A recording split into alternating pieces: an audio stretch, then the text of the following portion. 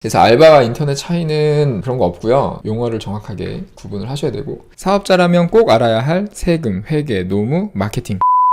알바와 인턴의 차이를 알고 싶습니다. 인턴의 근로계약서 작성. 일단은요, 알바, 인턴 이런 거는 우리는 이제 익숙하게 쓰는 용어인데 이거 말고도 또 있죠. 좀 써볼까? 직원의 유형을 우리가 보통 구분할 때 알바, 인턴, 또 뭐 있죠? 정규직, 비정규직, 정직원, 뭐 있지? 막 이렇게 구분하잖아요. 뭐 계약직 뭐 이런 것도 있고.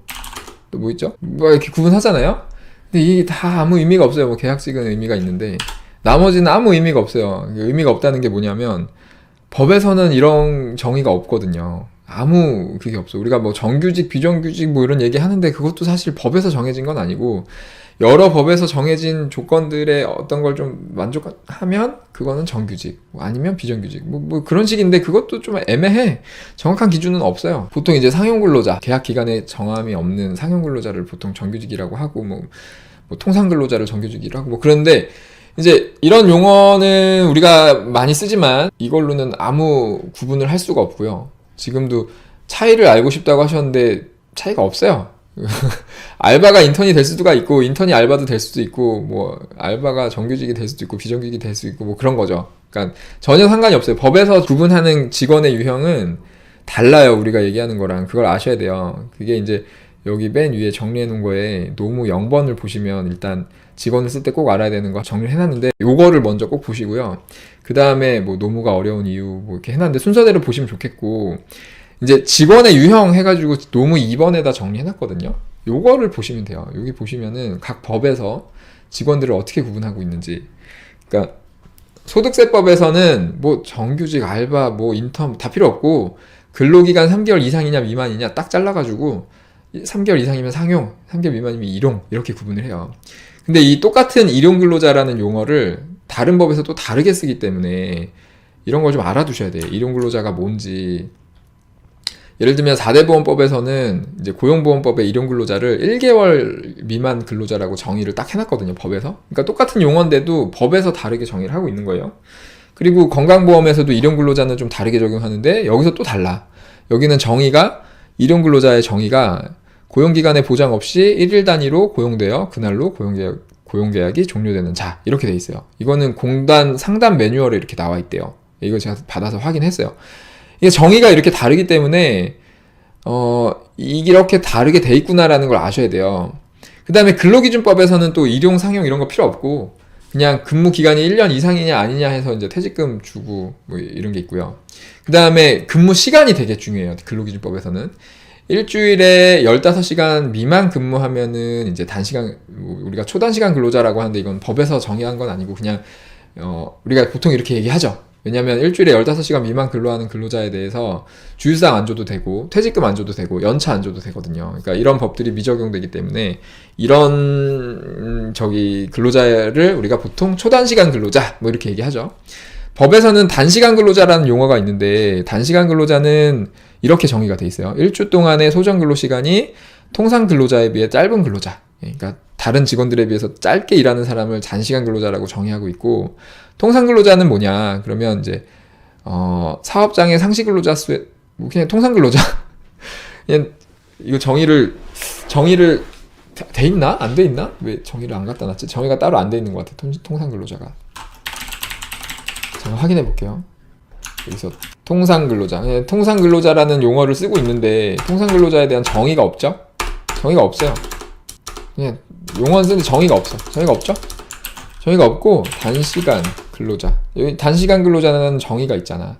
단시간 근로자란 통상 근로자에 비해서 근로시간이 짧은 근로자. 그러니까 통상 근로시간은 애매한데 뭐 정확하게 뭐 몇 시간 근무하는 근로자 이런 거 없고 그냥 그 사업장에서 통상적으로 근무하는 근로자가 통상 근로자고 그거보다 짧게 일하면 이제 단시간 근로자고 그다음에 15시간 미만 일하면 초단시간 근로자 해가지고 법정 용어는 아닌데 아무튼 이런 주휴수당, 퇴직금, 연차가 적용이 안 되는 거고 이렇게 구분이 되는 거예요. 그 다음에 건강보험법에서는 뭐 근로시간 가지고 여기선 또 15시간으로 안 하고 한 달에 60시간이에요. 이게 비슷하잖아요. 4주니까 보통 비슷한데 뭐 이게 조금 짧죠. 1개월에 60시간이 좀 더 짧은 거죠. 4주가 좀 넘으니까 원래.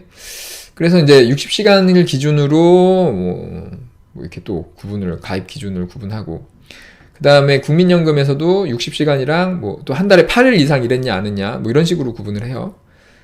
그 다음에 고용보험법도 뭐 3개월이냐 60시간이냐 뭐 이런 걸로 구분하고, 나이로도 좀 구분하는 게 있고, 산재보험은 구분 없고 다 가입해야 되고, 기간제 근로자법에서는 무조건 2년 넘게 되면 종신고용, 2년 넘게 기간제로 계약 못한다 이렇게 돼 있고, 뭐 이 정도? 그래서 수습을 안 넣네. 지금 이제 인턴 말씀하신 게 아마 수습, 인턴은 없고요. 인턴이라는 용어는 없고 수습이라는 용어를 쓰는데, 법에서 근로기준법 시행령이 있나?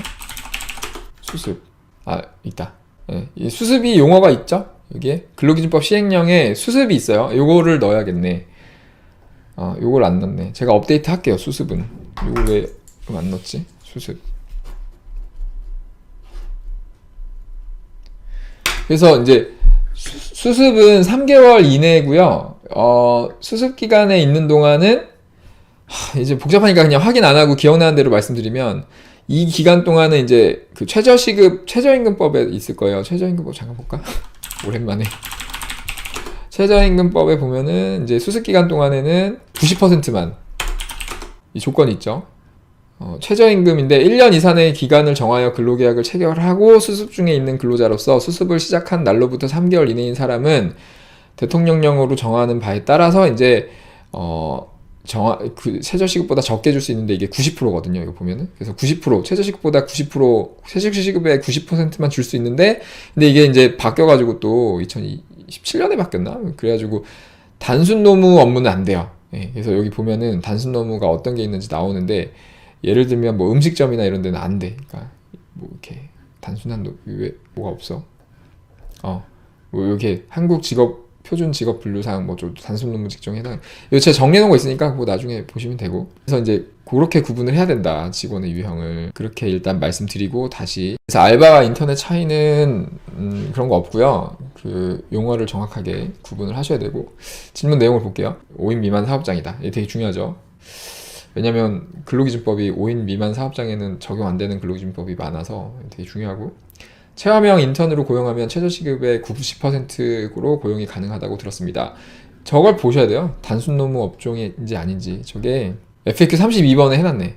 FAQ 32번을 보시면은 수습에 대해서 라이브를 했었네요. 32번에 요 3분 50초 여기 다 해놨으니까 요걸 한번 보시면 좋을 것 같아요. 여기 단순 노무직도 안 네, 돼요. 여기 다 해놨잖아요. 표준 분류 이런 거. 저걸 보시면 돼요. 한국 표준 직업 분류 이렇게 PDF로 나와 있죠. 여기 나와 있어요. 이 분류의 직업은 다음에 6개의 중분류로 구성되어 있다. 그러니까 이 단순 노무 종사자는 뭐냐면 요거예요. 첫 번째 6개의 중분류로 돼 있는데 요거 다 단순 노무죠. 대분류로. 건설 및 광업 관련 단순 노무직. 이쪽에 계신 분들은 수습이라도 최저임금을 다 줘야 돼요. 90%가 안 돼요. 운송 관련 단순 노무직 이것도 안 되고, 제조 안 돼요. 제조 쪽에서 단순 노무 안 돼요. 그러니까 관리자나 뭐 이런 거는 되는데, 근데 관리자를 수습으로 쓰나? 하여튼 안 돼요. 단순 노무는 안 되는 거예요. 청소 및 경비 관련 단순 노무직도 안 되고요. 여기 이제 음식점도 있죠. 가사 음식 및 판매 관련도 안 돼요. 단순 노무직. 농림, 어업 및 기타 서비스직 단순 노무직도 안 돼요. 그러니까 되게 많은 업종에서 단순 노무직은 안 됩니다. 여기 밑에 내려보면은 관련해가지고 또 자료가 있거든요. 뭐 다 자세히 있죠. 요거를 카페에 제가 올려드릴 테니까 요거 이제 한번 정리해 놓을게요. 하여튼 요거 보시면 됩니다. 수습은 교육과 훈련을 목적으로 경력 인정을 위해서 일 경험, 저기서 업종을 보시면 돼요. 업종 내가 저기 90%만 줄 수 있는 업종인지 아닌지.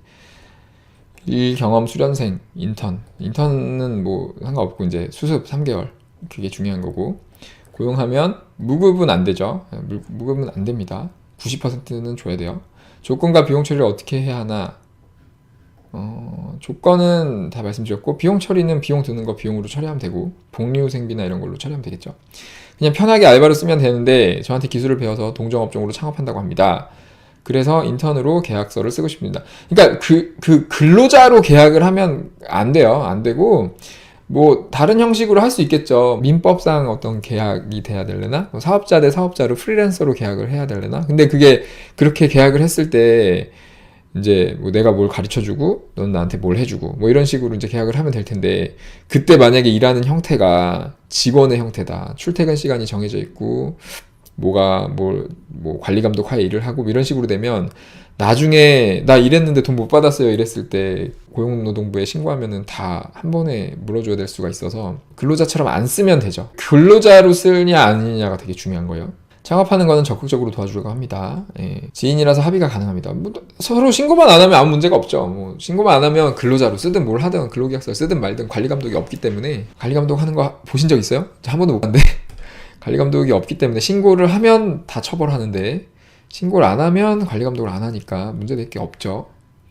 그래갖고 철저하게 좀 신뢰관계가 있으면 뭐 문제될 게 하나도 없고요. 만약에 나중에라도 신고할 것 같다 그러면 잘 대비를 하셔야 되겠죠. 근로계약서 어떻게 써야 될까요? 근로계약서 쓰는 방법은 여기 요거 보시면 되고 5번 보시면 되고, 여기 6-1번 월급 계산기로 근로조건 넣으면 근로계약서까지 만들어지니까 저거 쓰시면 되고, 4대 보험은 선택할 수 있는 게 아니에요. 그냥 월급 계산기에 월급 넣으면 나오는 대로 해야 되고, 상황을 구체적으로 적은 건데 어떻게 해야 될지 모르겠습니다. 일단은 요걸 보세요. 노무 0번 요거를 보셔서 직원 쓸 때 알아야 되는 걸 아셔야 판단을 할 수 있습니다. 새해 복 많이 받으세요. 어려워요. 직원 쓰는 거 알아야 될 거 되게 많아요. 그러니까 아무것도 모르는 상태에서 쓰려면 알아야 될 게 되게 많은데, 사실 뭐 이 정도 알아야죠. 사업하는데, 직원 쓰는데 알아야 되고, 그냥 아는 게 중요한 게 아니고, 이게 어려운 게 알아도 지키기가 너무 어려워 진짜로. 그래갖고 제가 맨날 제도 이야기 하는 건데, 같이 좀 알고 같이 목소리를 좀 냈으면 좋겠습니다. 이 말이 안 되는 게 너무 많아요. 인건비 신고하는 게.